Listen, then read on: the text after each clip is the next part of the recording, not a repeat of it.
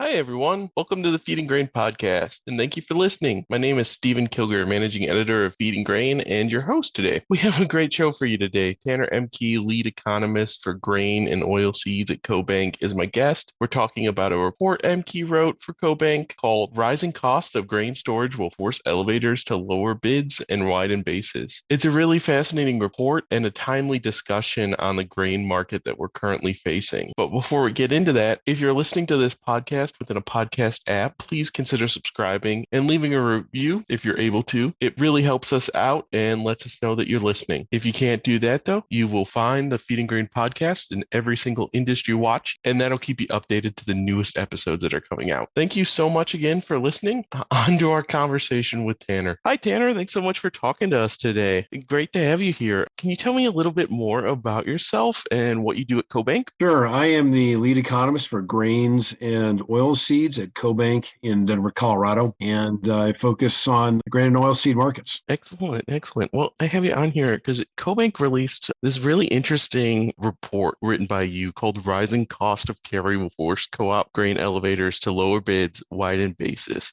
And it's really interesting how kind of all these economic things are merging together to make this almost like perfect storm of this carry price increase. How have rising interest rates impacted the cost of carrying grain and oilseed inventories for grain merchandisers over the past year? Well, I think you characterized it exactly what it is, Stephen. It's a perfect storm. We've got rising costs of everything in this inflationary environment. Those of us in agriculture have not escaped that. And the Federal Reserve has responded by raising interest rates at the fastest pace in decades. And so here we are with higher operating costs and rising interest rates at a time when grain elevators are borrowing against commodities that are also still historically high. Now, USDA has forecasted that corn, wheat, and soybean prices are going to be coming down in the 23-24 crop year, but they're still high historically compared to years and decades past. So when you have interest rates at the highest they've been in several years and you have commodity prices that are still historically high, well, it's going to cost you a lot more to borrow on those commodities. And we're forecasting that the cost of storing and owning commodities is going to be the highest on record because of this confluence of factors. And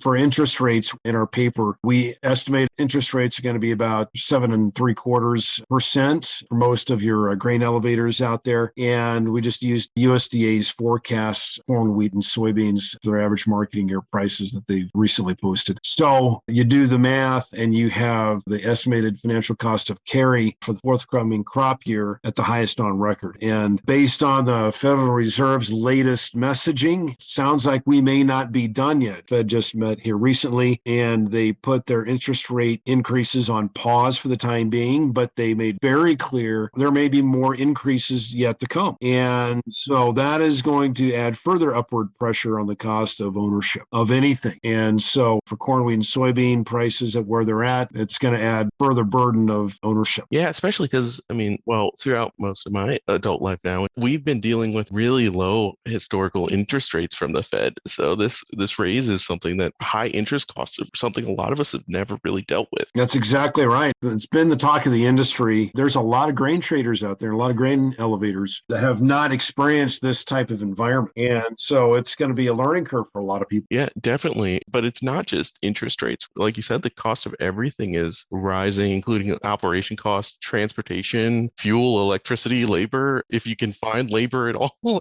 how do all these other things now? They're also affecting the financial burden of carrying grain in for elevators as well. You're exactly right, Stephen. The costs of everything have gone up. Transportation costs have been problematic for grain elevators. They don't know sometimes how to set basis because they don't know if they can get train cars. You have labor is extremely tight. It's always been tight in rural America. Now it's a nationwide problem with labor being so scarce and wages going up. And then electricity and fuel, those prices have gone up. Although prices of some of these commodities like fuel are expected to come down from last year's peaks, they're still historically high. And so you add up all of these rising costs, there's not a lot that elevators have to control on costs here. I should point out there's one more very important cost, and that is insurance. And my colleague Ken Zuckerberg here at CoBank has just recently come out with a paper on the rising cost of insurance for grain merchandisers. And so that's just adding phenomenal burden on grain elevators. And there's just very little wiggle room here to reduce these costs. So what does a grain elevator do? Well, if you can't cut these costs, for instance, you cannot not have insurance. You cannot not have transportation. Maybe you can trim some labor in some areas. But for a lot of these costs, they are just what they are. And so the way you manage it is you're going to have to lower your local bid in order to pay for it. You're going to have to widen out your basis to afford this higher cost burden. Yeah, well, especially since lowering any of those costs usually inflict other costs. You can lower your labor costs, but it usually involves investing in automation and other things. So it's not a quick fix, and it also takes capital to do. Yeah, there's a lot of conversations out there about automation. And again, these are longer term issues. It takes money to invest in those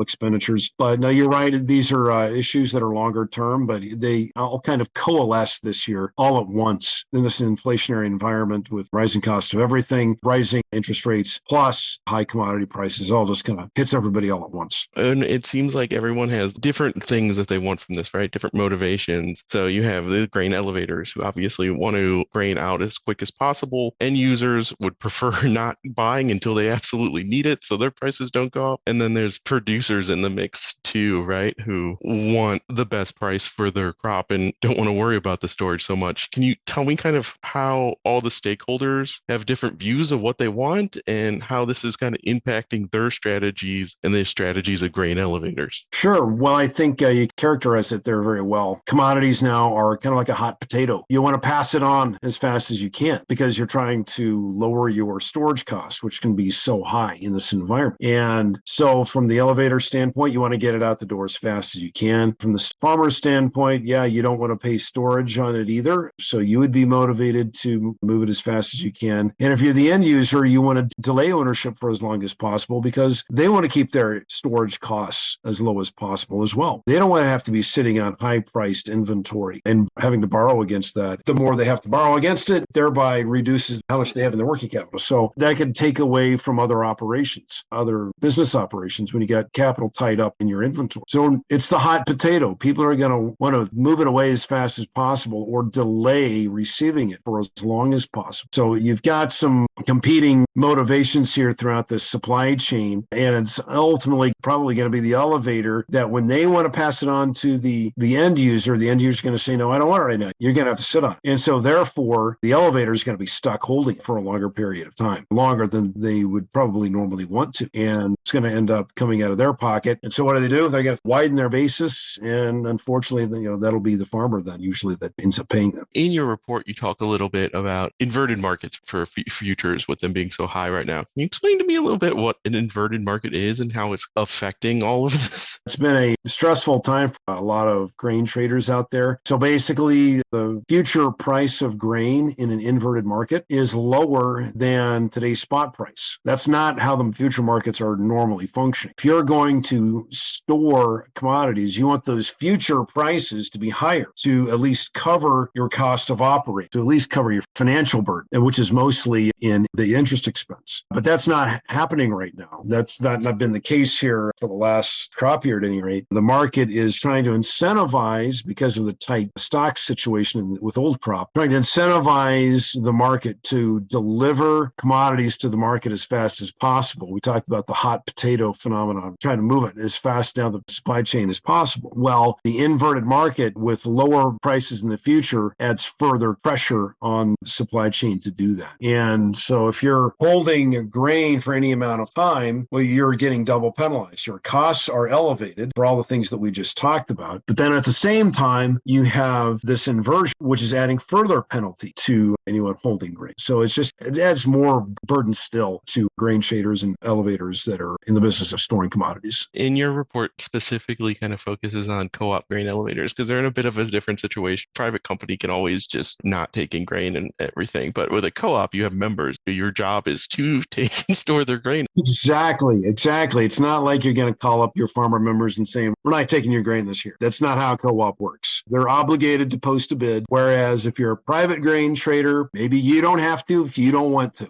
You have that freedom. The co-op has no such freedom. They are obligated to post a bid for their members. How do you think this is going to affect their local bids and their basis for those grain co-ops? What are they going to have to do in this kind of market? It'll be market wide. Everyone is going to be faced with the question of how low to post the bid. Everyone is dealing with the same stresses to varying degrees. Now, it's not all markets are the same. No two markets are identical. So it's going to be different from one co-op to the next, depending upon their debt structure, depending upon their local market and grain availability and what have you, and what local demand is looking like. But the pressures are the same. There is going to be an incentive there for all cooperative grain elevators to widen their basis. Now, to which degree, as I said, that's going to depend from one co-op to another, depending upon a whole number of factors. But the pressures are the same there. It's going to be the same on every co-op to widen their basis. Well, thank you so much for talking to me. Those are all the questions I have. Did I miss anything? Is there anything else you'd like to talk about? The only thing I would add, Stephen, is that when co-ops are sharing this stressful market fundamental of rising costs of operation and what have you, and everybody is facing these same challenges, it's important to be honest and upfront with your members and say, this is the situation. And we are going to be seeing a widened basis environment, very likely in the area. I would recommend that they communicate this early and often with their co-opers. Yeah, great advice all around.